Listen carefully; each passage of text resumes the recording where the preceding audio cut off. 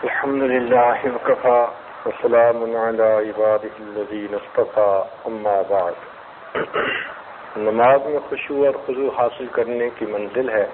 ابھی ہم طہارت اور وضو کی حد تک پہنچے کے بعد ہوتا ہے اذان کا سننا اور مسجد کی طرف جانا۔ آج اذان سے متعلقہ چند باتیں آپ کی خدمت میں پیش کی جائیں گی۔ اذان کا مطلب ہوتا ہے کسی کو کسی کام کی طرف بلانا، کسی کو پکارنا۔ تو گویا اللہ رب العزت کا ایک بندہ لوگوں کو اللہ کے گھر کی طرف بلا رہا ہوتا ہے۔ شروع میں صحابہ کرام کہہ دیا کرتے تھے اور نماز کی طرف اور اچھے عمل کی طرف، لیکن پھر 6 صحابہ نے یکے بعد دیگرے خواب دیکھا کہ جیسے کوئی فرشتہ اذان دے رہا ہے۔ پھر انہوں نے نبی علیہ الصلوۃ والسلام کی خدمت میں آ کر عرض کیا کہ اللہ کے نبی، ہم نے خواب میں ایسا دیکھا۔ آپ نے فرمایا کہ تم اسے بلال کو سکھا دو۔ عمر رضی اللہ عنہ بھی ان میں شامل تھے، چنانچہ حضرت بلال رضی اللہ تعالیٰ عنہ کو وہ سکھا دیے گئے کلمات اور انہوں نے وہ پڑھنے شروع کر دیے۔ یوں اذان کی ابتدا شروع ہو گئی۔ بارگاہ نبوت میں 4 حضرات نے مؤذن ہونے کا رتبہ پایا۔ ایک بلال رضی اللہ تعالیٰ عنہ، ان کے بارے میں تو بہت ساری باتیں معروف ہیں۔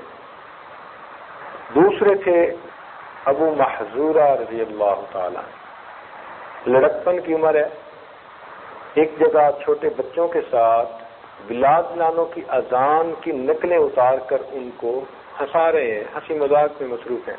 نبی علیہ الصلوۃ والسلام قریب سے گزرے، آپ نے بلایا، چھوٹے بچے تو ڈر کے مارے بھاگ گئے، یہ کھڑے رہے۔ تو نبی علیہ الصلوۃ والسلام نے قریب آ کر ان کو سر کے بال سون سے پکڑ لیا، فرمایا کہ ابو محذورہ، تو جو کہہ رہا تھا تو کہہ۔ پہلے تو تھوڑا سا تحمل کیا، لیکن جب دیکھا کہ بال پکڑے ہوئے ہیں اور کہہ رہے ہیں تو کچھ روب نبوت کا ایسا تھا کہ اذان کے الفاظ کہنے شروع کر دیے۔ جب مکمل اذان کہہ لی تو نبی علیہ الصلوۃ والسلام نے وہ بال چھوڑے، فرمایا جاؤ۔ عرض کرنے لگے، اے اللہ کے نبی، اب میں کہاں جاؤں گا؟ جہاں آپ جائیں گے وہاں ابو محذورہ جائے گا۔ یہاں سے علماء نے ایک مسئلہ نکالا کہ اگر کوئی کافر اپنے ارادے سے اذان دے دے تو اس کے مسلمان ہونے کا حکم دیا جائے گا۔ کوئی بھی کافر اگر وہ اپنی خوشی کے ساتھ، دل کی چاہت کے ساتھ اذان پڑھ دیتا ہے تو اذان کے پڑھ دینے سے اس کافر کے مسلمان ہونے کا حکم دے دیا جائے گا۔ علماء اسی طرح احادیث کی، قرآن کی باتوں میں سے باتیں نکالتے ہیں، اسی کو تفقہ کہتے ہیں۔ امام شافعی رحمۃ اللہ علیہ کے بارے میں آتا ہے، مینا کے اندر تھے، ایک ادھیڑ عمر آدمی نے ان کو دیکھا، یہ جوان العمر تھے۔ اس نے کہا، میں تجھے اللہ کا واسطہ دیتا ہوں تو میری دعوت قبول کر لی۔ انہوں نے بے تکلف قبول کر لی، اور اس نے بھی بے تکلف جو کچھ اپنے پاس تھا وہیں دسترخوان بچھا کے نا خشک روٹی اور کھجور اور جو تھا رکھ دیا۔ امام شافعی رحمۃ اللہ نے کھانے شروع کر دی۔ پہلے تو تھوڑی دیر دیکھتا رہا، پھر کہتا ہے کہ مجھے لگتا ہے کہ تو قریش میں سے ہے۔ ان کا ہاں قریش میں سے ہوں، مگر آپ کو پتہ کیسے چلا؟ وہ کہنے لگا کہ یہ لوگ دعوت دینے میں بھی بے تکلف ہوتے ہیں اور دعوت قبول کرنے میں بھی بے تکلف ہوتے ہیں، تو تمہاری بے تکلفی سے مجھے پتہ چلا کہ تم قریش میں سے ہو۔ انہوں نے پوچھا، آپ آئے کدھر سے ہیں؟ کہنے لگے مدینہ سے۔ تو انہوں نے امام مالک رحمۃ اللہ کا نام سنا ہوا تھا، تو ان سے امام مالک رحمۃ اللہ علیہ کی باتیں پوچھنی شروع کر دی۔ اس نے بتانی شروع کر دی۔ اس بندے کو محسوس ہوا کہ یہ نوجوان امام مالک رحمۃ اللہ علیہ سے ملاقات کا شوق رکھتا ہے۔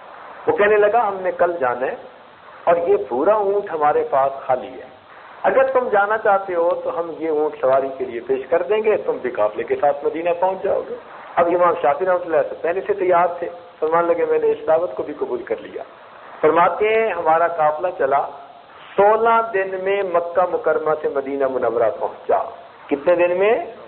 16 دن میں، کیونکہ گرمیوں میں اونٹوں نے سفر کرنا ہوتا تھا، اب 400 میل کا سفر کوئی چھوڑا تو نہیں ہوتا۔ تو فرماتے ہیں کہ 16 دنوں میں ہمارا قافلہ مکہ مکرمہ سے مدینہ منورہ پہنچا، اور اس دوران میں نے 16 قرآن مجید مکمل پڑھ لیے۔ ایک حالت سفر، کڑاکے کی گرمی، اور ہر دن میں ایک قرآن مجید کی تلاوت کا معمول۔ اور ہم لوگوں کا یہ حال ہے، حج کر کے مدینہ میں 8 دن رہ کے واپس آتے ہیں، ایک قرآن مجید پڑھ کر نبی علیہ السلام کو تحفہ نہیں بھیجاتے۔ یہی تو فرق ہے۔ ہمارے اسلاف حج پر جاتے تھے تو ان کے ہاتھوں پر سینکڑوں لوگ مسلمان ہوا کرتے تھے. آج ہم حج کر کے آتے ہیں، ہمارا اپنا نفس مسلمان نہیں بنا ہوتا.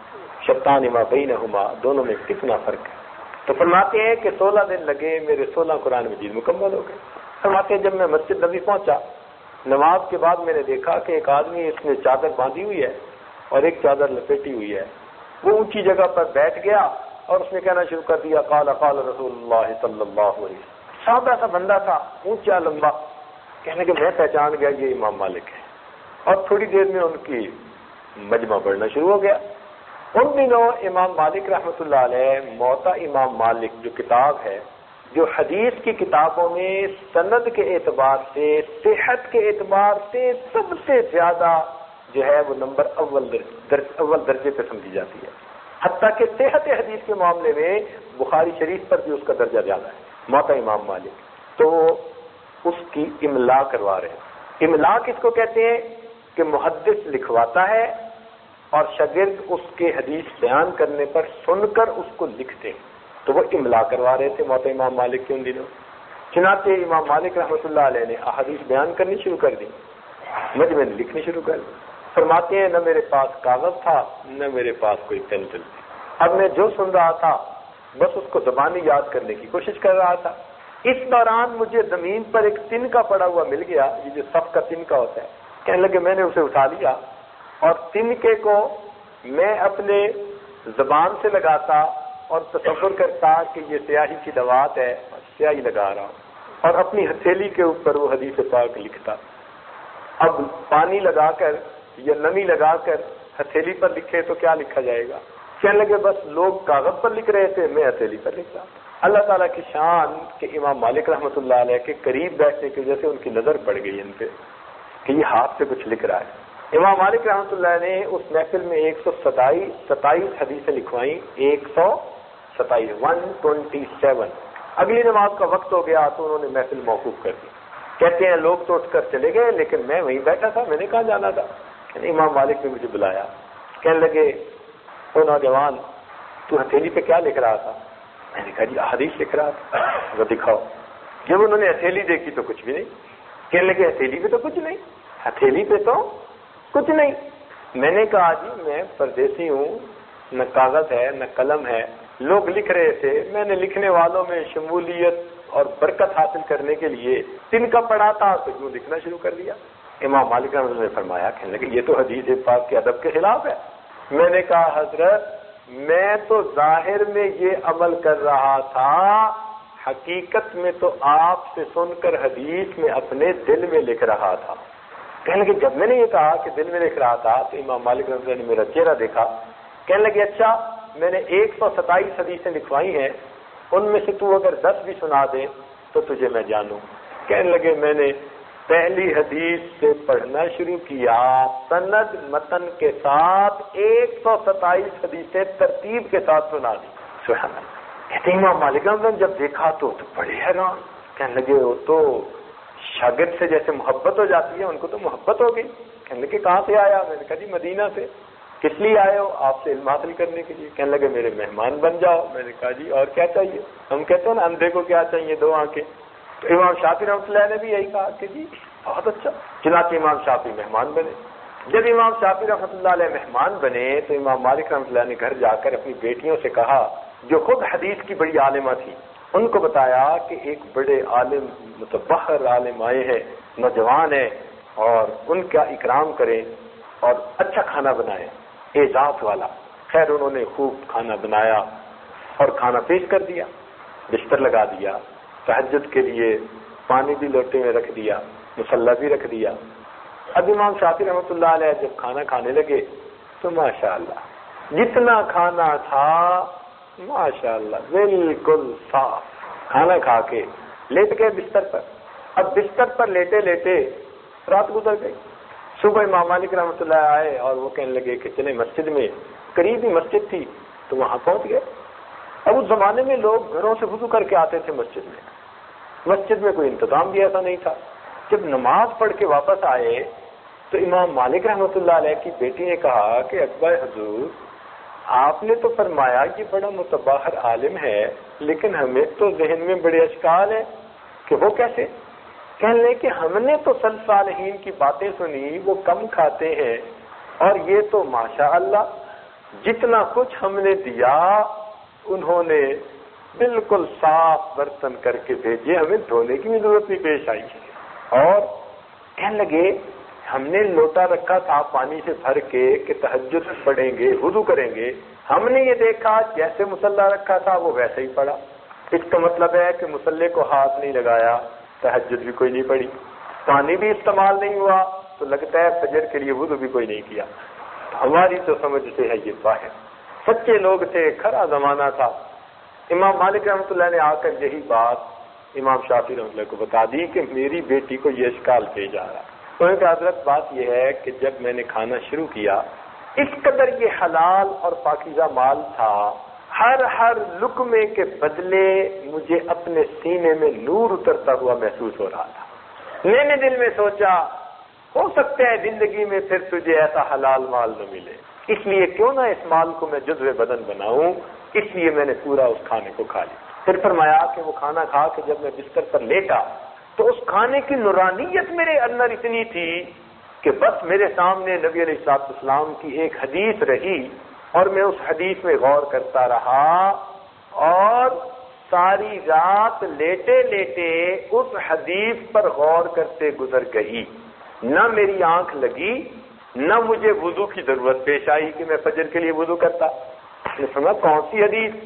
فرمانے لگے کہ حدیث یہ ہے کہ ایک مرتبہ ایک چھوٹا بچہ تھا، انس نانو کا بھائی، اس نے پرندہ پالا ہوا تھا اور وہ مر گیا۔ اب نبی علیہ الصلوۃ والسلام ان کے گھر آئے تو وہ بچہ مغموم سا تھا، پرندہ جو مر گیا تھا، تو نبی علیہ السلام نے بچے کی دلداری کے لیے اس سے فرمایا یا ابا عمیر ما فعل النغیر، یہ چند الفاظ کہے۔ تو فرمانے لگے کہ وہ حدیث میرے پیش نظر رہی اور اس حدیث سے میں مسائل اخذ کرتا رہا کہ یا ابا عمیر تو کنیت کیسے پکارنی چاہیے، کنیت کیسے رکھنی چاہیے، کنیت سے پکارنا بھی چاہیے یا نہیں، چھوٹے بچوں سے ملاطفت سے پیش آنا چاہیے اور ان کی دل لگی کرنی چاہیے۔ فرمانے لگے ساری رات حدیث کے اس ٹکڑے میں غور کر کے میں نے فقہ کے 40 مسائل اخذ کر لیے۔ اب دیکھیے یا ابا عمیر ما فعل النغیر، ہمیں تو 4 مسئلے بھی اس میں سے نہیں نکلتے نظر آتے، لیکن اللہ رب العزت نے فقہا کو سبحان اللہ سبحان اللہ وہ سمجھ دی تھی۔ یہ صاحب سمجھ حضرات تھے، دید و دانش حضرات تھے، اتنے چھوٹے سے حدیث کے ایک حصے میں غور کر کے انہوں نے شریعت کے 40 مسائل کو استنباط فرما دیا۔ اللہ اکبر، سمجھے؟ اسی لیے فقہا مسائل کے جواب بناتے نہیں، فقہا مسائل کے جواب بناتے نہیں، مسائل کے جواب بتاتے ہیں۔ وہ موجود پہلے سے ہوتے ہیں، بنانا تو اس چیز کو ہوتے ہیں نا جو پہلے نہیں تھی اب بنائی۔ تو فقہا مسائل کے جواب بناتے نہیں، مسائل کے جواب بتاتے ہیں۔ وہ قرآن و حدیث کے اندر لپٹے ہوئے ہوتے ہیں موتیوں کی طرح، اور یہ غوطہ لگا کر ان موتیوں کو نکال دیتے ہیں۔ یوں سمجھیے کہ آپ کے گھر میں موٹر پمپ لگا ہوا ہے، وہ پانی بناتا نہیں، پانی نکال کر پیش کر دیتا ہے۔ پانی تو پہلے سے زمین میں موجود ہوتا ہے۔ اسی طرح قرآن مجید کی آیات کی زمین میں مسائل کے ہیرے موتی پانی پہلے سے موجود ہوتا ہے۔ یہ فقہا گہرائی میں اتر کر ان مسائل کو نکال کر امت کے سامنے پیش کر دیا کرتے۔ اسی لیے ابن داود رحمۃ اللہ علیہ نے کہا امت پر یہ بات فرض ہے کہ وہ اپنی نمازوں میں امام اعظم ابو حنیفہ کے لیے دعا کیا کرے۔ اتنے بڑے محدث کہہ رہے ہیں۔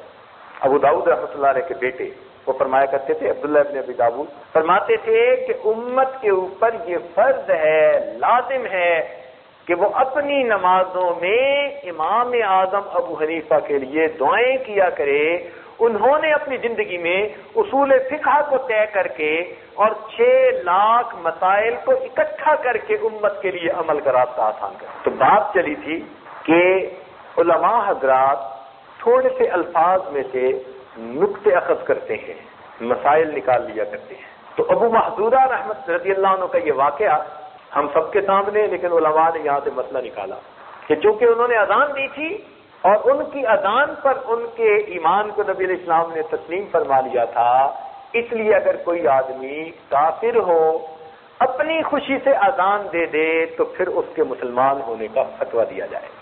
یہ بات سمجھ گئے؟ ابو محذورہ کی محبت رسول کا یہ عالم تھا کہ ان کے جن بالوں کو نبی علیہ السلام نے پکڑا تھا نا، یہ ان بالوں کو کٹوایا نہیں کرتے تھے، چنانچہ ان کے وہ بال کافی لمبے ہو گئے تھے.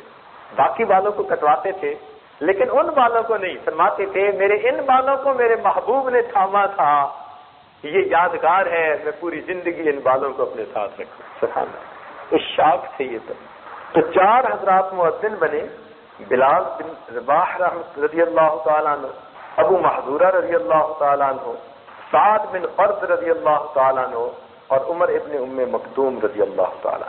اذان کے ذریعے اللہ رب العزت کی عظمت بیان کی جاتی ہے، بلندی بیان کی جاتی ہے. آپ غور کیجئے کہ اذان میں 4 مرتبہ کہا گیا اللہ اکبر اللہ اکبر اللہ اکبر اللہ اکبر. اس کی کیا وجہ ہے؟ 4 مرتبہ کیوں کہا گیا؟ 2 مرتبہ کہہ دیتے، 4 مرتبہ کیوں کہا گیا؟ اس کے پیچھے حکمت ہے. علماء نے لکھا ہے کہ یہ دنیا، یہ کائنات 4 عناصر سے بنی: آگ، پانی، ہوا اور مٹی. آج کے دور میں عناصر کی بجائے اجزاء کہنا چاہیے کہ یہ کائنات 4 اجزاء سے بنی: آگ، پانی، ہوا اور مٹی. 4 چیزوں سے ساری کائنات بنی. اب ہر چیز کی اپنی طاقت ہے. مثال کے طور پر پانی، اللہ اکبر، اس کی اپنی مخلوق ہے. اس کے اندر سبحان اللہ مچھلیاں دیکھو کتنی بڑی بڑی ہوتی ہیں. نیو یارک کے ایک ایکویریم میں لکھا ہوا ہے کہ ایک ویل مچھلی جب پیدا ہوتی ہے تو ہر دن میں اس کا وزن 100 kg بڑھ رہا ہوتا ہے. ہر دن میں اس کا وزن کتنا بڑھتا ہے؟ 100 kg. ماشاء اللہ، تو کتنی بڑی مچھلی ہوگی بھائی؟ سبحان اللہ، اتنی بڑی بڑی مچھلیاں کہ کئی مرتبہ چھوٹے جہاز مچھلیوں کے اوپر لنگر انداز ہوتے تھے. اللہ کی مخلوق دیکھیے، سمندر کے اندر ایک عجیب ہی جہان ہے. اس عاجز کو سمندر کے اندر سیر کرنے کا موقع ملا، ایسے لگتا ہے کہ جتنے عجوبے زمین سے اوپر ہیں شاید اس سے زیادہ عجائب زمین سے نیچے ہیں.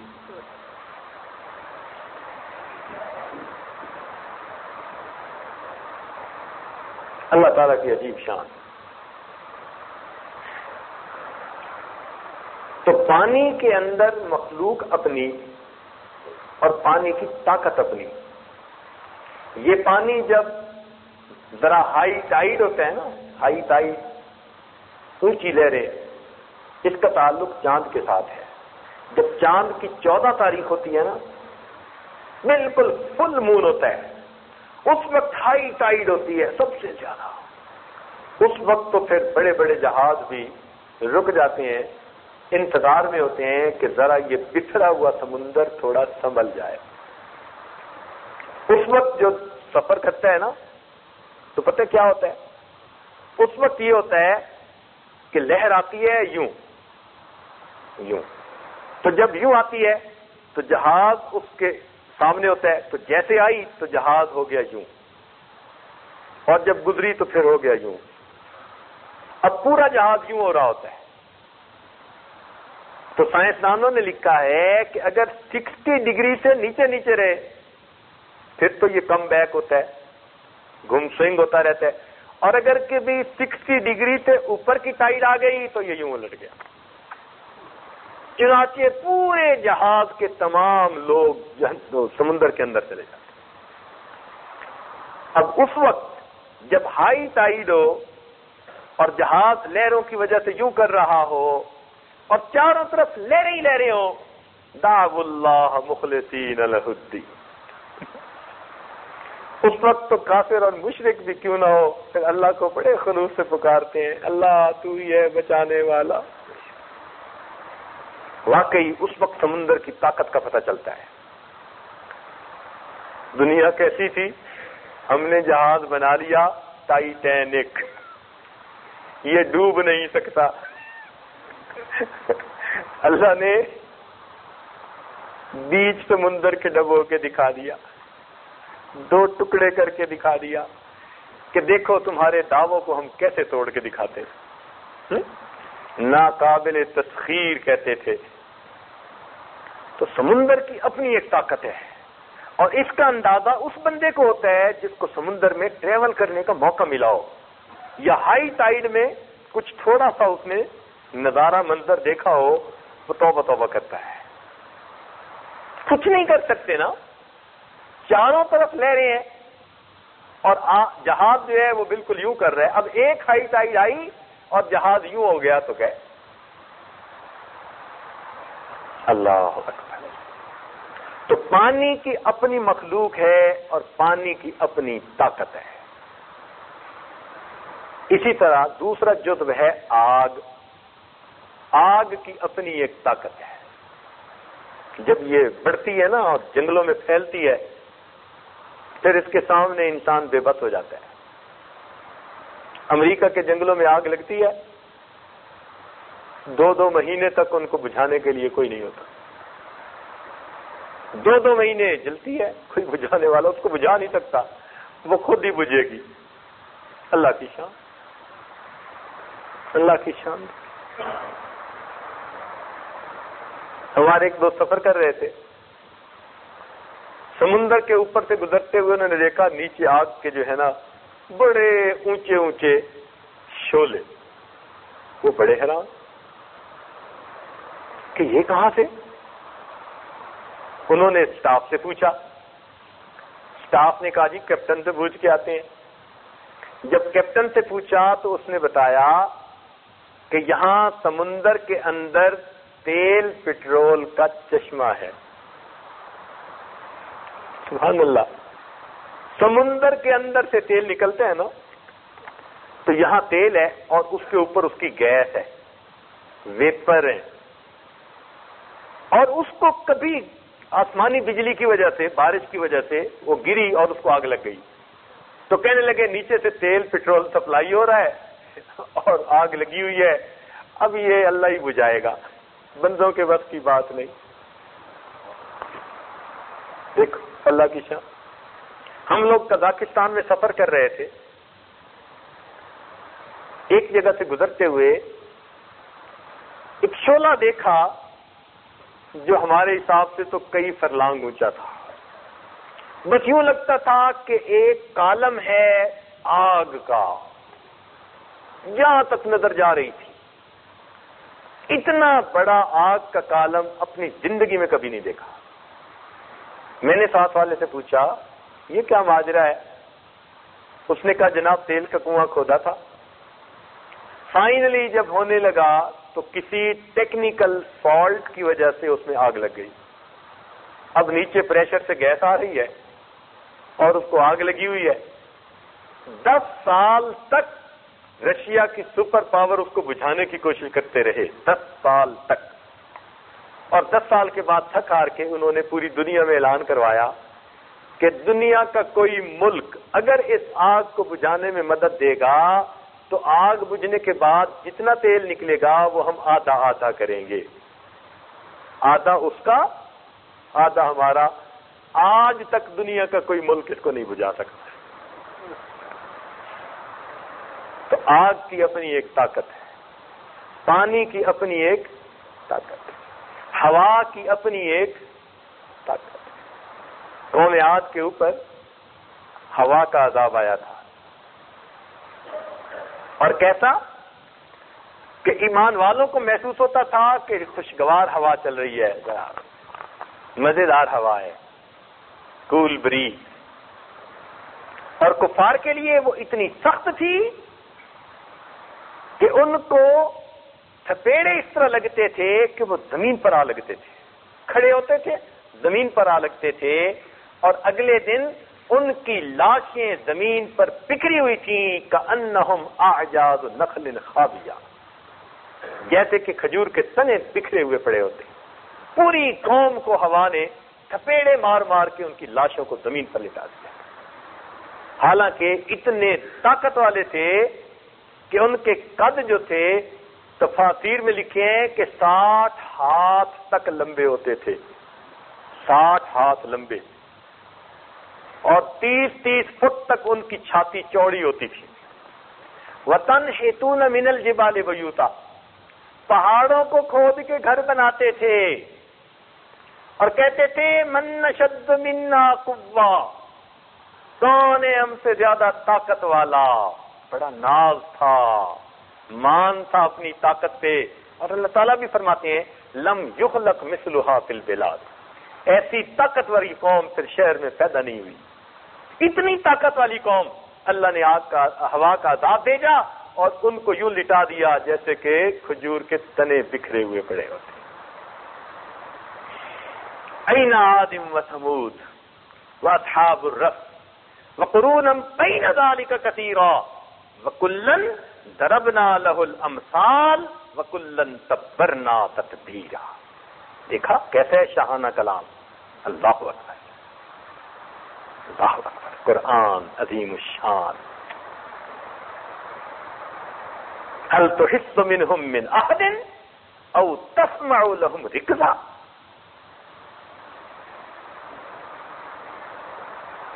اللہ رب العزت نے ان پر ہوا کا عذاب بھیجا۔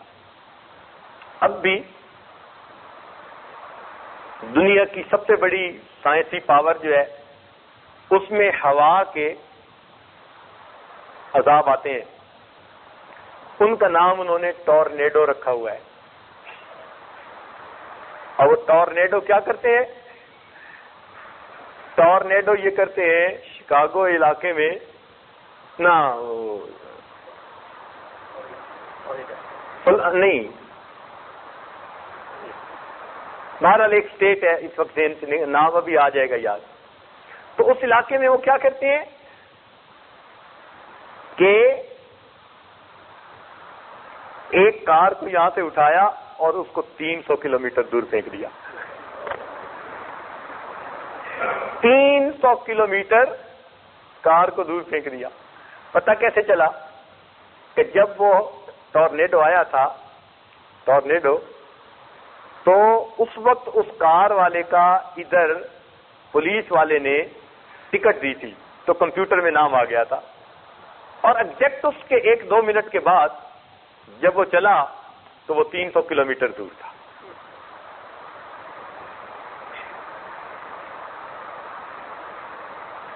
یہ ٹورنیڈو کیا ہوتا ہے؟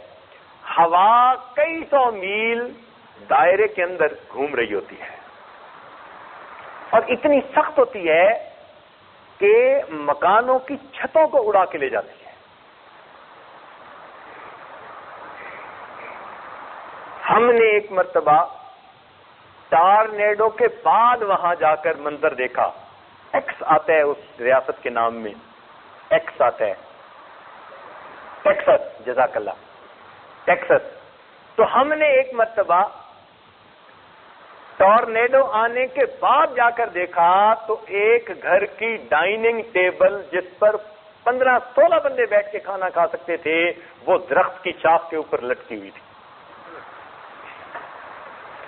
یعنی ایک درخت ہے بڑا اونچا اور درخت کی شاخیں ہیں تو وہ یوں جیسے بچے نے کینڈی کھا کے پھینک دی ہو نا، وہ ٹیبل پوری، اب 15-16 بندے جس پہ کھائیں، کافی وزنی ہوتی ہے، اس کو تو 5-10 بندے اٹھا بھی نہیں سکتے، اتنی ٹیبل کو ہوا نے اٹھایا اور درخت کے اوپر.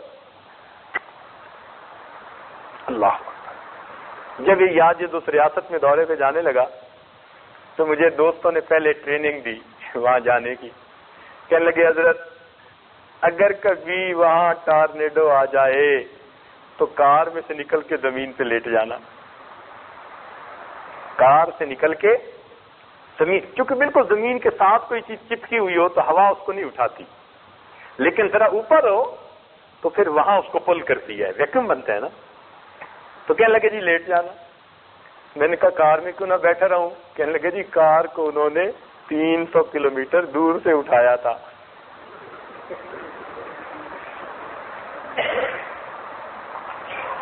تو ہوا کی طاقت کا وہاں پتہ چلتا ہے کہ جب پورے کے پورے شہر کے مکانات کی چھتیں اڑ چکی ہوتی ہیں. ایک ٹارنیڈو کے اندر کئی کئی بلین ڈالر کا نقصان ہوتا ہے.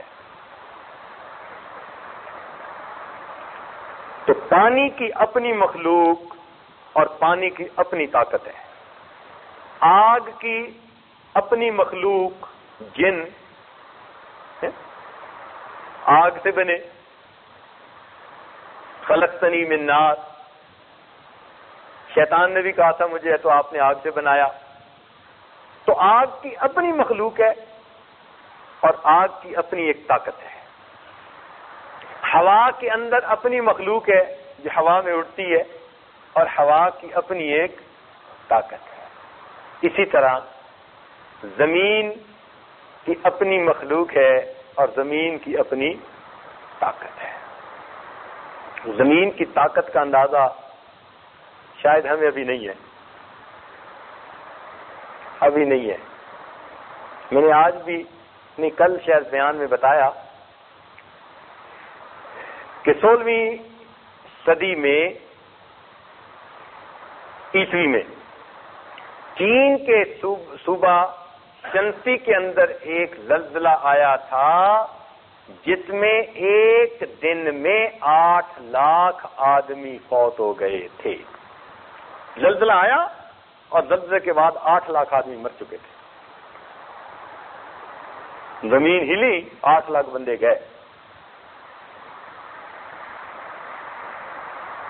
1993 میں نے کیلیفورنیا کا دورہ کیا تو وہاں پر چوکوں پر بڑے بڑے بورڈ لگے ہوئے، جتنا یہ دروازہ اونچا ہے نا اتنے اونچے، اور یہاں سے لے کے شاید وہاں کونے تک اتنے چوڑے بڑے بڑے، اور ان پر لکھا ہوا اوہ گاڈ، موٹا اوہ قوما GOD، اوہ گاڈ. اب ایک جگہ دیکھا، دوسری جگہ دیکھا، تیسری جگہ دیکھا. تو میں نے ساتھ والے سے پوچھا، وہ قدرتاً انجینئر تھے جو میزبان تھے. میں نے کہا بھائی یہ اوہ گاڈ کا کیا مطلب؟ تو کہنے لگا جناب چند دن پہلے یہاں پر ایک زلزلہ آیا ہے، اور زلزلہ ایسا کہ اس کا جو ایپی سینٹر تھا، یعنی زلزلہ ہوتا ہے نا تو اس کا ایک سینٹر ہوتا ہے، اس کو ایپی سینٹر کہتے ہیں. وہ ایپی سینٹر مسجد سے کوئی 20-25 فٹ کے فاصلے پہ تھا. مسجد سے کتنا؟ 25 فٹ کے فاصلے پہ تھا. اور ایپی سینٹر زمین میں 9 کلومیٹر گہرا تھا. سرفیس سے کتنا؟ 9 کلومیٹر گہرا تھا. اور وہ زلزلہ آیا اور بس کوئی 2 منٹ کی بات تھی. لوگ سوئے ہوئے تھے. لوگوں کو پتہ اس وقت چلا جب سب زمین سے اٹھ رہے تھے. آنکھ ان کی تب کھلی جب بیڈ سے زمین پر آئے اور زمین سے اٹھے. ہر مرد ہر عورت زمین سے اٹھا. تب پتہ چلا یہ تو زلزلہ آ رہا ہے. کہنے لگے اس زلزلے کے اندر وہ جو 2 منٹ تھے اللہ کی پناہ. اور مزے کی بات یہ کہ اس زلزلے میں عام مکانات نہیں گرے. وہ بلڈنگ گری جو سرکار نے بنائی تھی اور جن کو اس نے ناقابل تسخیر ڈیزائن کے ساتھ بنایا ہوتا ہے. مثال کے طور پر ہائی وے کے بڑے بڑے پل، ان کا اتنا انہوں نے سیفٹی فیکٹر رکھا ہوتا ہے کہ وہ کہتے ہیں کہ اب یہ ساری عمر کے لیے بن گئے. ہاسپٹل کی بلڈنگ، وہ کہتے ہیں کہ اگر کسی برے وقت میں ہسپتال کی بلڈنگ کو نقصان ہو جائے تو پھر افیکٹڈ لوگوں کو کون دیکھ بھال کرے گا؟ تو ہر بلڈنگ گر سکتی ہے، ہاسپٹل کی بلڈنگ نہیں گر سکتی. اسی طرح وہ برج نہیں گر سکتے. اسی طرح پولیس اسٹیشن ایسے ڈیزائن کے بناتے تھے، سیفٹی فیکٹر 10،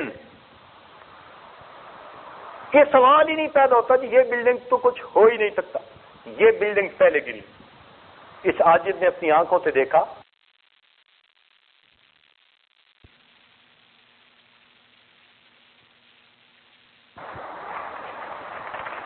کتنا نقصان ہوا؟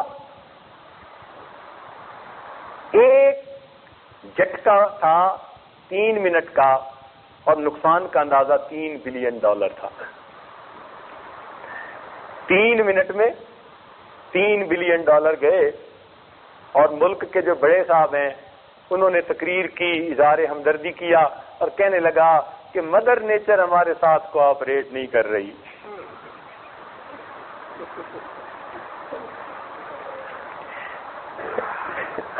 دیکھا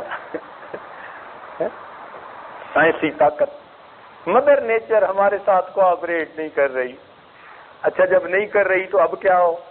اب انہوں نے جی کہا کہ جی تم اپنے پادریوں سے پوچھو کہ کوئی نجات کا راستہ بتاؤ. بھئی وہ کیوں؟ سائنسدانوں نے کہا جناب یہ جو آیا ہے نا زلزلہ، یہ تو تھا تھوڑا سا، ایک اور آنے والا ہے جس کا نام انہوں نے بگ ون رکھا ہوا ہے، بگ ون. اور سائنسدانوں کی کیلکولیشن یہ ہے کہ وہ بگ ون کسی وقت بھی آیا تو کیلیفورنیا اور اس کا وہ تمام علاقہ جس کو 6 سینٹر آف دی ورلڈ کہتے ہیں، وہ اس سارے کو کاٹ کر سمندر کے اندر برد کر دے گا. اب یہ جو چھوٹا آیا نا، اس چھوٹے نے پتہ کیا کیا؟ اس پورے علاقے کے، وہ جو ان کا گیز کا علاقہ ہے اور ان کی فلمی ایکٹرسوں کا ہالی ووڈ کا علاقہ ہے، اللہ تعالیٰ کی جان ہمارے ایک بندے نے اس عاجز کا پروگرام ہالی ووڈ کے اندر رکھ دیا. او خدا کے بندے، جب لے کے گیا میں سائن پڑھوں ہالی ووڈ کی طرف جا رہا ہے. میں کہوں مجھے کدھر لے کے جا رہے ہو؟ کہنے لگا حضرت پروگرام رکھا ہوا ہے. اللہ کی شان، اللہ نے وہاں بھی دین کا کام لیا، وہاں بھی بیان کیا. اور آنے والوں میں سے میرا خیال ہے 80% نے پی ہوئی تھی، 80% نے پی ہوئی تھی، ایسے تھے. مگر الحمدللہ ان 80% پیے ہوئے لوگوں میں سے بھی تقریباً 50 آدمیوں نے بیعت توبہ کی. الحمدللہ نسبت کا نور اللہ نے وہاں بھی پہنچایا. تو خیر وہ جو علاقہ ہے پورا، اس کے ارد گرد چاروں طرف ایک لکیر لگ گئی ہے جہاں زمین پھٹ گئی اور اس کے اندر سوراخ ہو چکا ہے، اور سوراخ نیچے نظر آتا ہے. میں نے کہا بھئی میں آپ کی بات تسلیم تو کر لیتا ہوں لیکن میں دیکھنا چاہوں گا. وہ اللہ کا بندہ مجھے لے کر گیا اور میں نے اپنی آنکھوں سے زمین کے ٹکڑوں کو بالکل ایک دوسرے سے جدا دیکھا. جہاں تک نیچے دیکھو نظر جا رہی ہے، کہاں ہے کتنی گہری ہے اللہ جانتا ہے. بس یوں سمجھو کہ چھوٹا جھٹکا لگا کے وہ پورے ٹکڑے کو علیحدہ کر دیا ہے. اب جو اس کے بعد آئے گا اس کا نام بگ ون. اور وہ کہتے تھے وہ بگ ون ایسا ہے کہ یہ حدود ضربہ لگ چکا ہے، لائن لگ گئی ہے. اب اگلا آ گیا تو یہ پورا ٹکڑا سمندر کے اندر چلا گیا. کہنے لگا جی پھر حکومت کو پریشانی ہوئی. انہوں نے پادریوں سے پوچھا کیا کریں؟ پادریوں نے کہا جی خدا کو یاد کریں. کیسے خدا کو یاد کریں؟ تو پادریوں نے تجویز دی کہ چوراہوں کے اوپر حکومت خود موٹا موٹا لکھ کر اللہ کا نام لگائے تاکہ لوگ اللہ کو یاد کریں. حکومت نے لکھا اوہ گاڈ.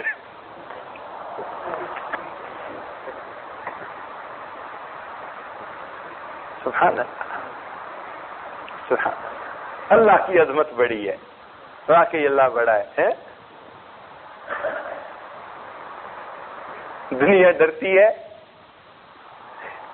سائنس کی پاور سے، ایسا ہی ہے نا. ساری دنیا ڈرتی ہے سائنس کی، اور سائنس کی پاور والے ڈرتے ہیں جراثیموں سے. واہ بھائی واہ. پانی کی اپنی مخلوق اور اپنی طاقت، ہوا کی اپنی مخلوق اپنی طاقت، آگ کی اپنی مخلوق اپنی طاقت، زمین کی اپنی مخلوق اور اپنی طاقت. جب اس کا اظہار ہوتا ہے تب بندے کو احساس ہوتا ہے کہ اس کی طاقت کتنی ہے. کیونکہ یہ 4 اجزاء تھے جن سے کائنات بنائی. پروردگار نے مؤذن کو حکم دیا، میرے بندے تم مخلوق کو میرے گھر کی طرف بلاؤ، آؤ پروردگار کی طرف. اللہ اکبر، جس کی عظمت پانی اور اسی مخلوق سے بھی زیادہ بڑی ہے. اللہ اکبر، جس کی عظمت ہوا اور اس کی مخلوق سے بھی زیادہ بڑی ہے. اللہ اکبر، جس کی عظمت زمین اور اس کی مخلوق سے بھی زیادہ بڑی ہے. اللہ اکبر، جس کی طاقت اللہ جو ہے آگ اور اس کی مخلوق سے بھی زیادہ بڑی ہے. جو تمام طاقتوں سے بڑی طاقت والا پروردگار ہے. بندو تمہیں اس کے گھر کی طرف آنے کی دعوت دی جا رہی ہے.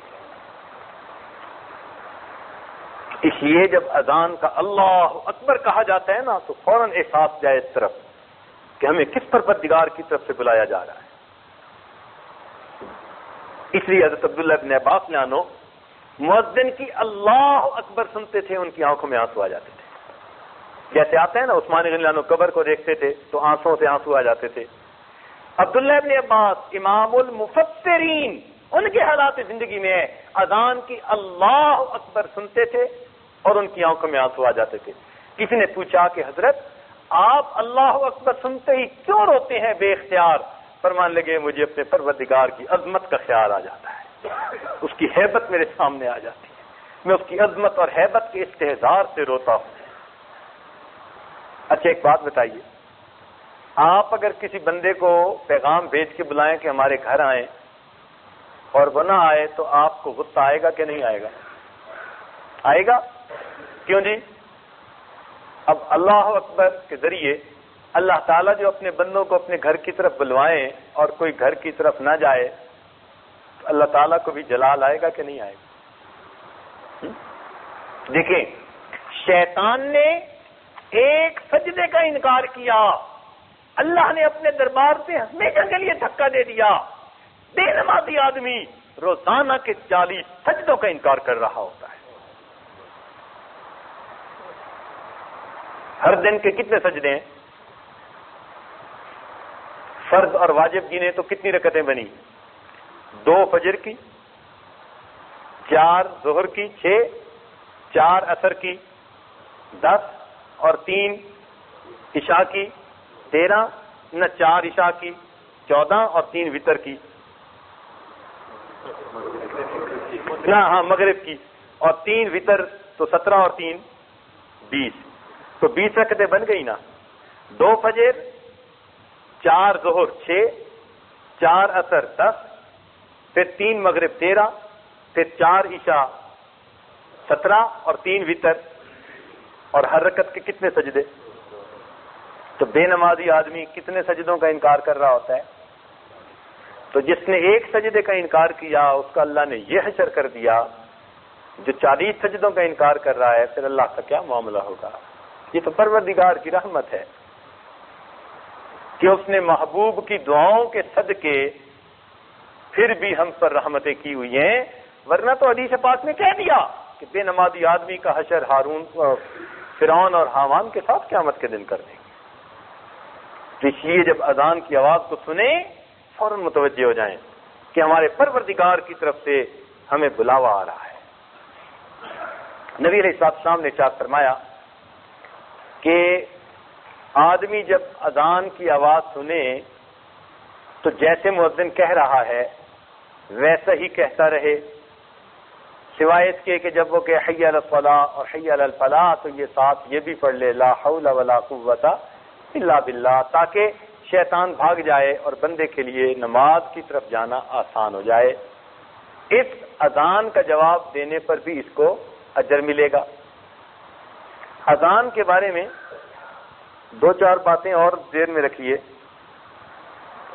کہ اگر کوئی آدمی خواب میں دیکھے کہ میں بے وقت اذان دے رہا ہوں اگر کوئی آدمی خواب میں دیکھے کہ میں بے وقت اذان دے رہا ہوں تو ابن سیری رحمۃ اللہ نے اس کی تعبیر لکھی ہے کہ اس آدمی کو ذلت ملے گی.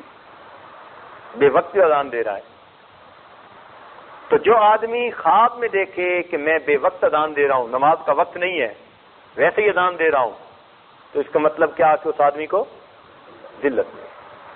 ابن سیری رحمۃ اللہ کے پاس ایک آدمی آیا، حضرت میں نے خواب میں دیکھا ہے اذان دے رہا ہوں، فرمایا عزت ملے گی. دوسرا آیا، حضرت خواب دیکھے اذان دے رہا ہوں، فرمایا تجھے ذلت ملے گی. اور ایسا ہی ہوا. پوچھا کہ یہ کیا معاملہ؟ فرمایا کہ قرآن پاک میں 2 جگہ اذان کا لفظ ہے. ایک جگہ ابراہیم علیہ السلام کو حکم ہے وَأَذِّن فِي النَّاسِ بِالْحَجِّ، میرے خلیل لوگوں میں حج کے لیے تم ندا دے دو، آواز لگا دو. آواز لگانا آپ کا کام اور لوگوں تک اس آواز کو پہنچانا یہ میرا کام ہے. چنانچہ پہلے بندے میں نیکی نظر آتی تھی، میں نے اس آیت سے اس کی تعبیر لی کہ اس کو ابراہیم علیہ السلام کی طرح عزت ملے گی. اور دوسرے میں فسق کے آثار نظر آتے تھے.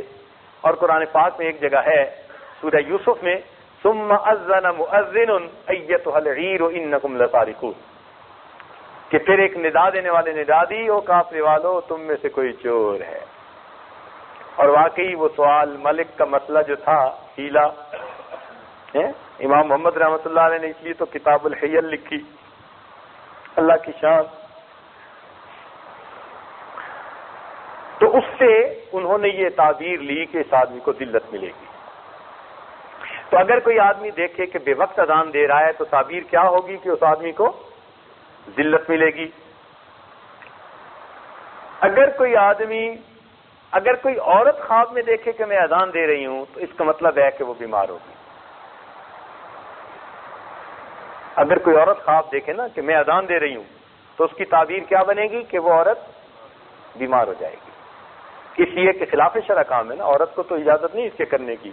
جب بغیر اجازت ایک کام کر رہی ہے تو فطرت سے ہٹ کے کر رہی ہے، اس کا مطلب ہے کہ صحت کی بجائے اس کو بیماری ملے گی، وہ کسی مصیبت کو پکار رہی ہے.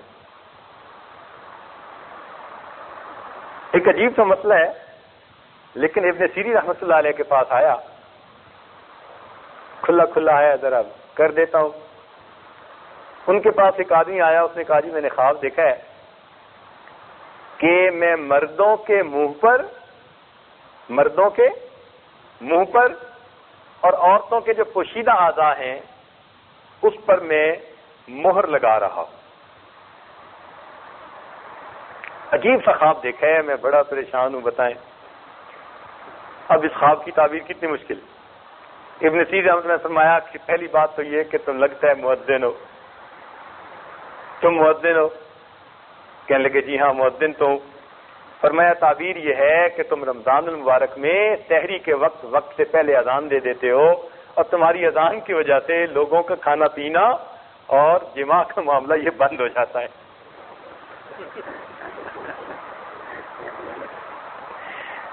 اللہ کی شان، سبحان اللہ. یہ تعبیر کا علم بھی اللہ نے خاص لوگوں کو دیا ہوا ہے.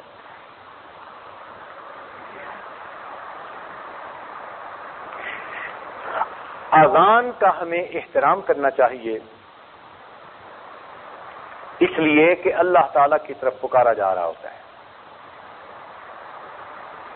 اور ایک احترام اس کا یہ ہے کہ اذان کی آواز سنتے ہی دنیا کے کاموں کو چھوڑ کر نماز کی تیاری کرنی چاہیے. یہ اس کا ادب ہے. امام احمد بن حنبل رحمۃ اللہ علیہ کے پڑوس میں ایک لوہار رہتا تھا. لوہار کو عربی میں حداد کہتے ہیں.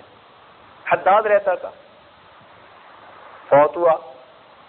کسی نے خواب میں دیکھا، پوچھا سناؤ بھائی. کہنے لگا جی احمد بن حنبل کے درجے میں مجھے بھی جو ہے رکھ دیا گیا، میں ان کے ساتھ رہ رہا ہوں. تو جس محدث نے خواب دیکھا وہ بڑے حیران ہوئے کہ یہ حداد لوہا کوٹنے والا سارا دن، اور وہ امام احمد بن حنبل دین کے کام کرنے والے، مسئلہ خلق کے قرآن میں قربانیاں دینے والے اللہ کے مقبول بندے، اس کو ان کا رتبہ دے دیا گیا. تو انہوں نے دوسرے محدثین کو بتایا، ان کا بھی اس کا کوئی عمل ہے جو اللہ کے ہاں پسند آ گیا. اس نے کہا اچھا ان کے اہل خانہ سے پتہ کرتا ہوں. چنانچہ اس نے اہل خانہ کو جا کر کہا کہ میں نے تمہارے خاوند کو دیکھا ہے جنت میں بڑے اچھے درجے میں، مجھے لگتا ہے کہ اس کا کوئی عمل اللہ کو پسند آ گیا، تو تم بتاؤ۔ اس نے کہا جی عیال دار غریب بندہ تھا، سارا دن لوہا بھٹی میں کوٹ رہا تھا اور بس فرض نمازیں پڑھتا تھا، کوئی خاص عبادت تو نہیں تھی۔ انہوں نے کہا پھر بھی ذرا سوچ کے بتاؤ۔ تو ان کی بیوی نے کہا سوچ سوچ کر کہ مجھے دو باتیں اس کی زندگی میں محسوس ہوتی ہیں، ایک یہ کہ اس کے اندر نماز اور اذان کا اتنا ادب تھا کہ اگر وہ لوہا کوٹتے ہوئے ہتھوڑا مارتے ہیں نا اوپر، اگر لوہا کوٹتے ہوئے کبھی اس کا ہاتھ اوپر ہوتا اور ہاتھ میں ہتھوڑا ہوتا اور اس لمحے اللہ اکبر کی آواز آتی تو وہ اس کو مارنے کی بجائے رکھ دیتا تھا، اب میرے اللہ نے مجھے بلایا، مجھے اس کے لیے حاضری دینی ہے۔ یعنی کوٹ رہا ہوتا ہے نا ایک بندہ، مار رہا ہوتا ہے، تو مارنے کے لیے اگر اس نے اوپر اٹھایا ہوا ہوتا اور اللہ اکبر کی آواز آتی تو وہ اس ہتھوڑے کو وہیں رکھ دیتا تھا، مارتا نہیں تھا۔ اب میرے مالک کے منادی نے پکارا، مجھے اب اس کے در پہ حاضری دینی ہے۔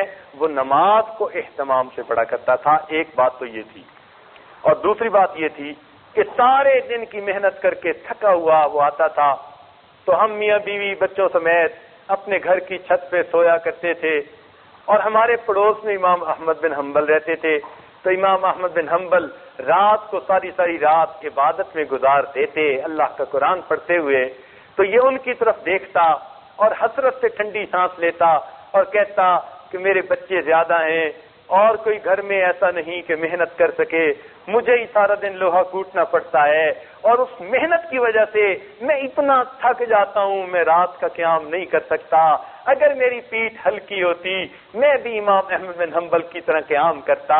وہ محدث سن کر فرمانے لگے اذان کے اس ادب اور دل میں نیکی کا یہ شوق رکھنے کی وجہ سے اللہ نے اس نے احمد بن حنبل کا رتبہ عطا فرما دیا۔ تو اس لیے انسان اگر ایسے ماحول میں پھنس جائے کہ کوئی نیکی نہیں کر سکتا تو کم از کم دل کے اندر تڑپ ضرور رکھنی چاہیے۔ اللہ تعالیٰ دل کی تڑپ پر بھی کئی دفعہ وہ عطا فرما دیتا ہے، اور حدیث سے یہ ثابت ہے۔ چنانچہ بنی اسرائیل میں ایک قحط پڑا اور لوگ بھوکوں مرنے لگے، ایک آدمی شہر سے باہر نکلنے لگا تو اس نے ریت کا بڑا ٹیلا دیکھا پہاڑ کی طرح، تو اس کے دل میں بات آئی اگر میرے پاس اتنا آٹا ہوتا نا تو میں شہر کے سارے لوگوں میں تقسیم کر دیتا۔ حدیث پاک میں آتا ہے اللہ تعالیٰ نے فرشتے کو اسی وقت حکم دیا جاؤ اور میرے بندے کے نام اعمال میں اتنا آٹا صدقہ کرنے کا اجر لکھ دو۔ تو دل میں نیکی کا شوق اور نیکی کی تمنا رکھنے سے کئی مرتبہ اللہ تعالیٰ نیکی کرنے والوں میں شمار فرما لیا کرتے۔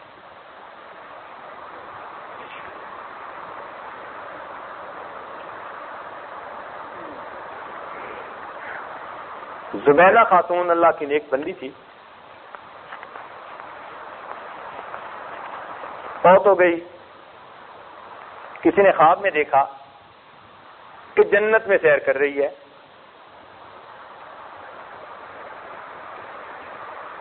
اس نے پوچھا کہ زبیدہ تیرے نیک عمل تو بہت زیادہ تھے، تجھے جنت کے رتبے مل گئے؟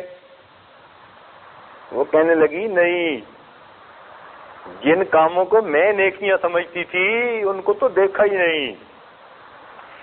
ایک کام ایسا تھا جس کو میں بڑا چھوٹا سا سمجھتی تھی، اللہ کو وہ پسند آ گیا۔ اس نے کہا وہ کیا؟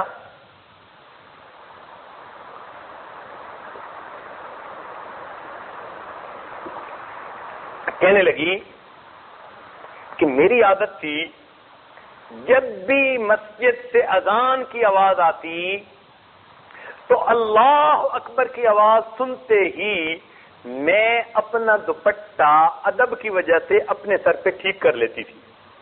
عورتیں گھر میں ہوتی ہیں نا، کبھی آدھے سر پہ دوپٹہ یا کبھی اترا ہوا ہے، گھر میں ہے، محرم مرد ہیں، پھرتی ہیں کئی دفعہ کام میں۔ تو کہنے لگی کہ جیسے ہی اللہ اکبر کی آواز آتی تو میں اذان کے ادب کی وجہ سے فوراً دوپٹہ اپنے سر پہ کر لیتی تھی. اذان کے اس ادب کی وجہ سے اللہ نے میری مغفرت فرما دی. سبحان اللہ. ادب بڑی نعمت ہے. با ادب با نصیب، بے ادب بے نصیب.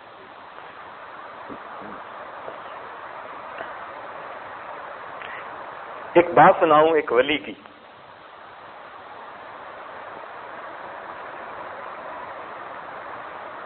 حضرت مولانا احمد علی لاہوری رحمۃ اللہ علیہ.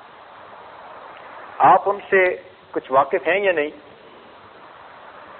آج آپ کو تھوڑا واقف بنا دیں. سکھ گھرانے سے تھے،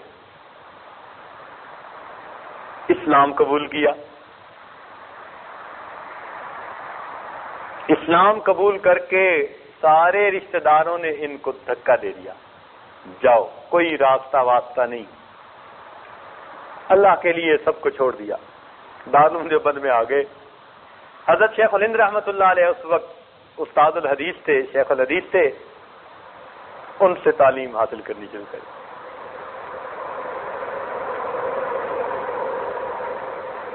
اب پیچھے کوئی سپورٹ کرنے والا ہے ہی نہیں، بس مدرسے میں رہتے ہیں، جو مدرسے میں کھانا ملتا ہے بس اسی پہ گزارا ہے. یہ واقعہ حضرت مولانا احمد علی لاہوری رحمۃ اللہ علیہ نے میرے شیخ کو سنایا، اور میرے شیخ نے یہ واقعہ اس عاجز کو سنایا. اب یہ عاجز آپ کو نقل کر رہا ہے ذمہ داری کے ساتھ. حضرت لاہوری نے اپنا واقعہ یوں سنایا، فرمانے لگے کہ میرے سسر بڑے سمجھدار بندے تھے. انہوں نے اس وقت مجھے پہچان لیا جبکہ احمد علی نہیں تھا. آج تو احمد علی ہے. یعنی یہ وہ دور تھا ان کا کہ جب اللہ نے ان کو کمال عطا کیا تھا. اولیاء میں بھی وہ امام الاولیاء کہے جاتے تھے، اور دنیا میں ان کا طوطی بولتا تھا. اس وقت کی بات ہے. ہمارے حضرت ملنے کے لیے گئے، کوئی بات تھی.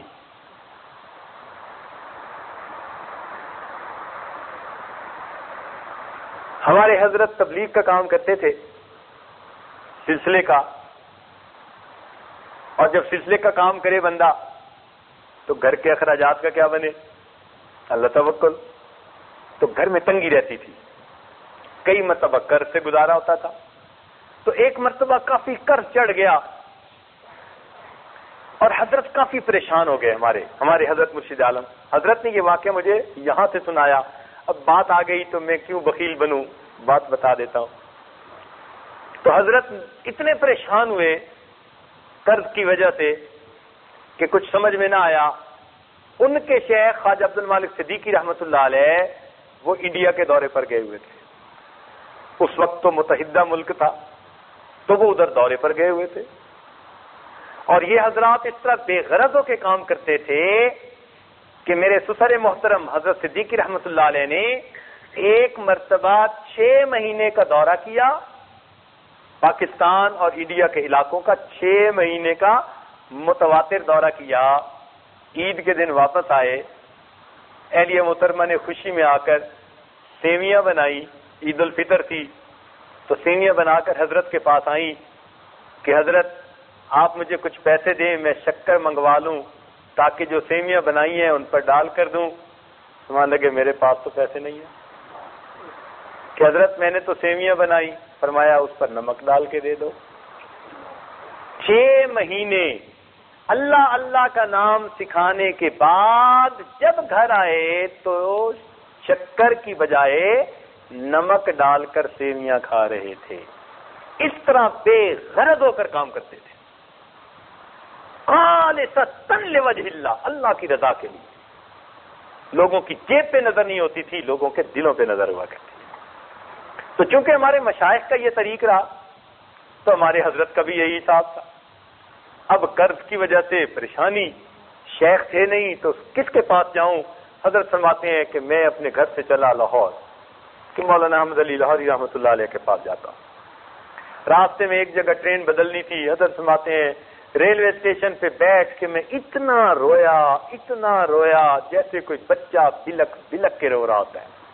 اور رو یہ رہا تھا کہ اللہ میں تیرا نام سکھانے کے لیے سفر کرتا ہوں اور آخر گھر میں بیوی بچے یہ بھی ذمہ داریاں ہیں، تو میں کیا کروں؟ میں نہیں چاہتا کہ میں کاموں میں الجھ جاؤں اور تیرے یہ دین کا کام یا تیرے جو ہے بندوں کو تجھ سے ملانے کا کام چھوڑ دوں، اب تو ہی کوئی راستہ دکھا مجھے۔ کہنے کہ میں خوب رویا۔ رو کے جب میں لاہور پہنچا تو حضرت مولانا احمد علی لاہوری رحمۃ اللہ علیہ حلقہ میں بیٹھے ہوئے تھے، لوگ تھے، علماء بہت ان کے پاس حاضر ہوتے تھے۔ کہتے ہیں میں بھی غمزدہ طبیعت کے ساتھ ایک جگہ جا کر بیٹھ گیا۔ حضرت بات کرتے رہے، بات کرتے کرتے جب بات مکمل ہو گئی اور لوگ چلے گئے تو میں تو بیٹھا رہا۔ تو کہتے ہیں کہ حضرت اس طرح طیات میں بیٹھے تھے، ایسے گھسٹتے گھسٹتے حضرت میرے بالکل قریب آ گئے، اور جیسے دو بندے سرگوشیاں کرتے ہیں نا، ایسے انہوں نے اب خود کہنا شروع کر دیا کہ جو حال آپ کے اوپر ہے ایک وقت میرے اوپر بھی یہی حال تھا۔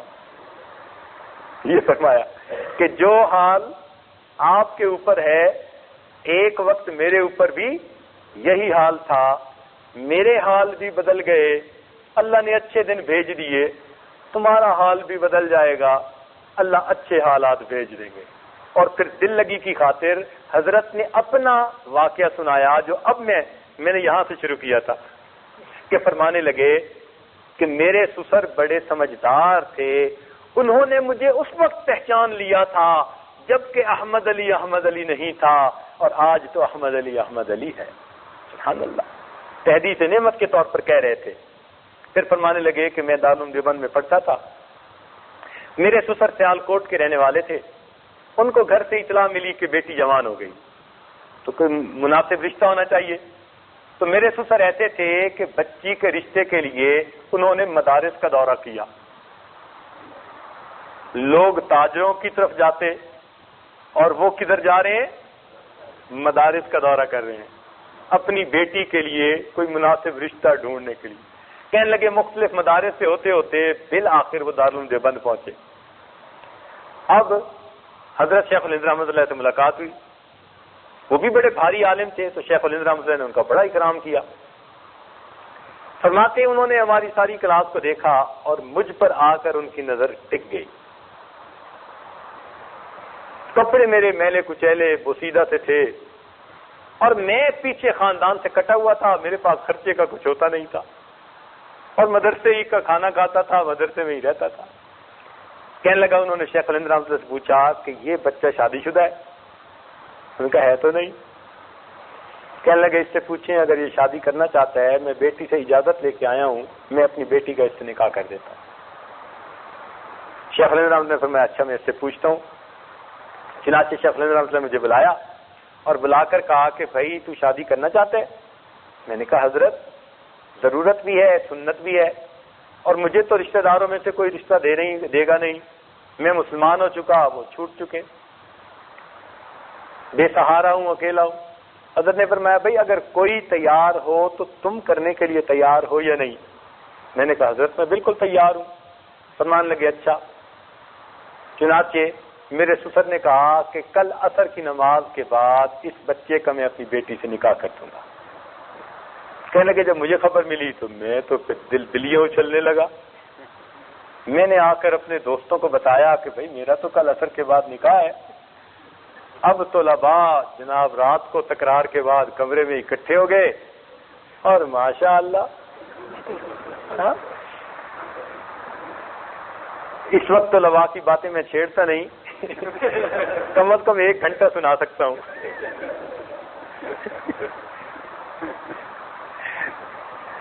بہرحال قصہ کو تھا کہ ایک طالب علم نے کہا کہ دیکھو کل عصر کے بعد تمہارا نکاح ہے، اور کپڑے تمہارے سارے جو ہے نا بوسیدہ میلے سے ہیں، تو یہ نہ کپڑے پہننا، اچھے نئے والے پہن کے آنا۔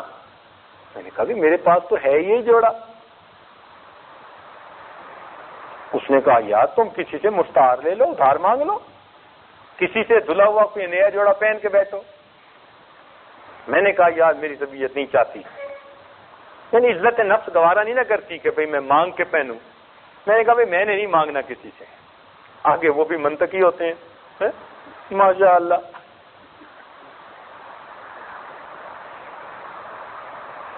انہوں نے بھی عیسیٰ گوجی پڑھی ہوتی ہے، مرکات پڑھی ہوتی ہے، شرح تہذیب پڑھی ہوتی ہے.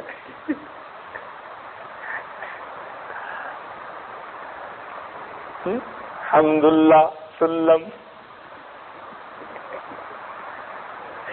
تو کہنے لگے، اس نے آگے سے کہا کہ اچھا اگر آپ ادھار نہیں لے کے پہننا چاہتے تو میاں انہی کپڑوں کو دھو کے تو کم کل پہن سکتے ہو نا. میں نے کہا میں دھو کے تو پہن سکتا ہوں. پنجابی کے الفاظ ہیں، کہنے لگے میرے بھیڑ کد پہ، یہ حضرت کے الفاظ ہیں، یعنی میری بدبختی آ گئی کہ میں نے اس دوست کا مشورہ قبول کر لیا. اگلے دن سبق سے فارغ ہو کے میں نے کپڑوں کو دھو دیا. سردی کا موسم اور اوپر سے بادل، اور میں کپڑے دھو چکا، دھوتی باندھی ہوئی، اور کپڑے خشک نہیں ہو رہے، اور عصر کا وقت قریب ہو گیا. کہنے لگے میں مسجد کے پیچھے جا کر اب اپنے کپڑوں کو لہرا رہا ہوں اور دعائیں مانگ رہا ہوں، اللہ ان کو خشک فرما دے. سبحان اللہ. کہنے لگے کپڑوں نے نہ خشک ہونا تھا نہ وہ خشک ہوئے، عصر کی اذان ہو گئی اور میں نے دھوتی کی بجائے گیلے کپڑے پہنے سردی کے موسم میں، اور گیلے کپڑے پہن کے مجمع میں آ کے بیٹھ گیا. اب دولہے پہ تو سب کی نظر ہوتی ہے. اب جو دیکھے سردی کے موسم میں دولہے نے گیلے کپڑے پہنے ہوئے. فرمانے لگے کہ میرے سسر کو اللہ نے سونے کا دل دیا تھا کہ انہوں نے بھی میری طرف دیکھا کہ کل یہی کپڑے میلے تھے، آج یہی کپڑے گیلے ہیں. معلوم ہوا بچے کے پاس کوئی دوسرا جوڑا بھی پہننے کے لیے نہیں ہے، اس کے باوجود انہوں نے بیٹی کا نکاح میرے ساتھ کر دیا. اللہ اکبر. کہنے لگے جب نکاح ہو گیا پھر دور حدیث سے فراغت ہو گئی تو میں اپنی بیوی کو لے کے آ گیا. وہیں دارالعلوم دیوبند میں ہی رہا کچھ عرصہ استادوں کے پاس. فرمانے لگے ابتدائی دنوں میں کبھی کھانا ملتا اور کبھی کھانا نہ ملتا، ایسا ہی صاحب ہوتا ہے. تو جب کھانا نہ ملتا تو بیوی مجھے صرف اتنا کہتی کہ جی آپ کسی درخت سے پتے ہی لے کے آ جائیں. تو میں درخت کے پتے لاتا، میں بھی کھاتا، میری بیوی بھی کھاتی، اور پانی پی کر اللہ کا شکر ادا کر دیتی. ابتدائی دنوں میں شادی کے، یعنی ابھی بیوی دلہن تھی. 1 مہینے کے اندر اندر کی باتیں. کہنے لگے میری بیوی نے میرے ساتھ اتنا تکلیف کا وقت گزارا، لیکن اس نے میری زندگی کو دیکھا، اس نے نیکی تقوی کو دیکھا تو اس کا دل مطمئن تھا کہ میرا خاوند نیک متقی پرہیزگار انسان ہے، میری زندگی اچھی گزرے گی. چنانچہ 1 مہینہ اس طرح کھانے کو روٹی بھی نہیں ملتی. فاقوں کے بعد جب وہ اپنے گھر گئی تو اس کی ماں نے پوچھا بیٹی تو نے اپنے نئے گھر کو کیسے پایا؟ تو میری بیوی اتنی تقیہ نقیہ پاک صاف نیک لڑکی تھی، اپنی ماں کو کہنے لگی اماں میں تو سنتی تھی مر کر جنت جائیں گے اور میں تو جیتی جاگتی جنت میں پہنچ گئی. میری بیوی نے یہ جواب دیا کہ اماں میں تو سمجھتی تھی مر کر جنت میں جائیں گے، اور اماں میں تو جیتی جاگتی جنت میں پہنچ گئی. سبحان اللہ. کہنے لگے اللہ نے ایسی صابرہ اور شاکرہ بیوی دی، لیکن پھر اللہ نے وقت کے ساتھ ساتھ میرے حالات بھی بدلے. فرمانے لگے آج اللہ نے وہ مقام دیا کہ سرگودا کا علاقہ جس میں بڑے بڑے ذمہ دار 200 مربع 300 مربع سینکڑوں ہزاروں ایکڑ زمینوں والے بڑے بڑے، کہنے لگے آج اللہ نے وہ اس فقیر کو مقام دیا کہ ان ذمہ داروں کی بیویاں میرے گھر میں آ کے برکت کے لیے جھاڑو دیتی ہیں. ان ذمہ داروں کی بیویاں میرے گھر میں آ کر برکت کے لیے جھاڑو دیتی ہیں اور میرے کھانے کے لیے طائف سے پھل آیا کرتے ہیں.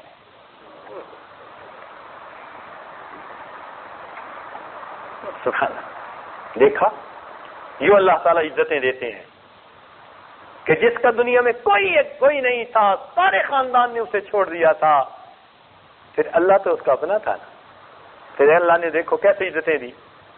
چنانچہ ان کی درس تفسیر بڑا مشہور تھا، بڑا معروف تھا. سبحان اللہ. بہت کثیر البکا تھے، روتے تھے۔ چنانچہ ان کی وفات کے بعد ان کے خلفاء میں سے کسی نے ان کو خواب میں دیکھا، پوچھا حضرت آگے کیا بنا؟ فرمانے لگے کہ اللہ رب العزت کے حضور پیشی ہوئی، اللہ تعالیٰ نے فرمایا احمد علی تو مجھ سے اتنا کیوں ڈرتا تھا؟ تو کہنے لگے یہ سن کے میں تو کانپ اٹھا، میں تو ڈر گیا کہ مجھ سے تو پوچھا جا رہا ہے۔ جب میں کانپ اٹھا اور ڈر گیا تو مجھے اللہ تعالیٰ نے فرمایا احمد علی تو آج بھی مجھ سے ڈر رہا ہے، آج تو تیرے اکرام کا دن ہے، تو نے اتنی اچھی زندگی گزاری کہ ہم نے تجھے بھی معاف کر دیا، اور جس قبرستان میں تجھے دفن کیا تمام موتا کی ہم نے مغفرت فرما دی، ہم نے اس قبرستان کے بھی تمام موتا کی مغفرت فرما دی۔ اس لیے جب ان کو دفن کیا گیا تو 40 دن تک ان کی قبر سے خوشبو آتی تھی، لوگ مٹی اٹھا اٹھا کے لے جاتے تھے، بالآخر وہاں پہرا لگانا پڑا کہ کوئی بندہ مٹی اٹھا کے نہ لے جائے۔ لوگ حیران ہوتے ہیں، کہتے ہیں جی قبر سے مٹی سے خوشبو کیسے؟ بھئی آپ حیران ہوتے پھریں، ہمیں کوئی حیرانی نہیں ہے، اس لیے کہ وہ تو پھول کی مانند تھے، وہ تو پھول کی مانند تھے، جمال ہم نشیں در من اثر کرد وگرنہ من ہما خاکم کے ہستم۔ ارے وہ تو مٹی تھی، اس پھول کو دفن کر دیا گیا تھا، پھول کی خوشبو نے مٹی کو بھی خوشبودار بنا دیا۔ تو یہ حضرت مولانا احمد علی لاہوری رحمۃ اللہ علیہ، ایک بات ان کی اور سن لیجئے، پھر اصل جو بات کہنا چاہتا تھا تاکہ آپ کو تعارف ہو جائے۔ فرماتے تھے کہ میں ایک دفعہ لاہور کے بازار میں جا رہا تھا تو مجھے ایک مجذوب ملے۔ مجذوب کچھ لوگ ہوتے ہیں جو مغلوب الحال ہوتے ہیں، یعنی اپنے حال میں مست ہوتے ہیں، ہمیں ان سے واسطہ کوئی نہیں ہوتا، لیکن کئی دفعہ اللہ والوں سے ہو جاتی ہیں ان کی باتیں۔ فرماتے ہیں کہ وہ مجذوب ملے، میں نے انہیں سلام کیا، انہوں نے جواب دیا اور جواب دے کر پوچھا احمد علی انسان کہاں بستے ہیں؟ بھرے بازار میں۔ فرمانے لگے احمد علی انسان کہاں بستے ہیں؟ کہنے لگے میں نے کہا حضرت یہ سب انسان ہی تو ہیں، بھری ہوئی تھی مخلوق۔ فرمانے لگے جب میں نے کہا کہ یہ سب انسان ہی تو ہیں، انہوں نے بڑے تعجب کی ایک نظر لوگوں کے چہرے پر ڈالی۔ کہنے لگے ان کی توجہ کی یہ تاثیر تھی کہ جب میں نے دیکھا تو مجھے ان میں سے کئی بندے کتے، بلے، خنزیر کی شکل کے نظر آئے، جانور کی شکل میں نظر آئے، جانور پھر رہے ہیں۔ کہنے لگے میری جب کیفیت ذرا ٹھیک ہوئی، میں نے دیکھا وہ تو جا چکے تھے۔ حضرت یہ واقعہ اپنے درس قرآن میں سنا کر پھر ایک عجیب شعر خود بنایا تھا، وہ فرمایا کرتے تھے، فرماتے تھے مالک تو سب کا ایک، کیا فرماتے تھے؟ ذرا اونچا بولیے، یاد کرنے والی بات ہے۔ فرماتے تھے مالک تو سب کا ایک، مالک کا کوئی ایک، مالک تو سب کا ایک، مالک کا سبحان اللہ، مالک تو سب کا ایک اور مالک کا کوئی ایک، ہزاروں میں نہ ملے گا لاکھوں میں تو دیکھ، حال دل جس سے میں کہتا کوئی ایسا نہ ملا، بت کے بندے تو ملے اللہ کا بندہ نہ ملا۔ یقین کیجئے 100% اپنے آپ کو شریعت کے حوالے کرنے والے بہت تھوڑے نظر آتے ہیں۔ نیک لوگ ہیں، ہر جگہ ہیں، کوئی 90%، کوئی 95%، کوئی 96%، کوئی 98%، 1% کہیں نہ کہیں درمیان میں کوئی نہ کوئی پھڈا ضرور ہے۔ ادخلوا فی السلم کافۃ مستاق نظر نہیں آتے کہ جو سر کے بالوں سے لے کر پاؤں کے ناخنوں تک اپنے آپ کو اللہ کے حوالے کر چکے ہیں، نہ ان کی نظر میلی اٹھتی ہو، نہ ان کو غرض مرض ہو کسی غیر محرم سے، نہ ان کے دل میں کوئی ایسی بات ہو۔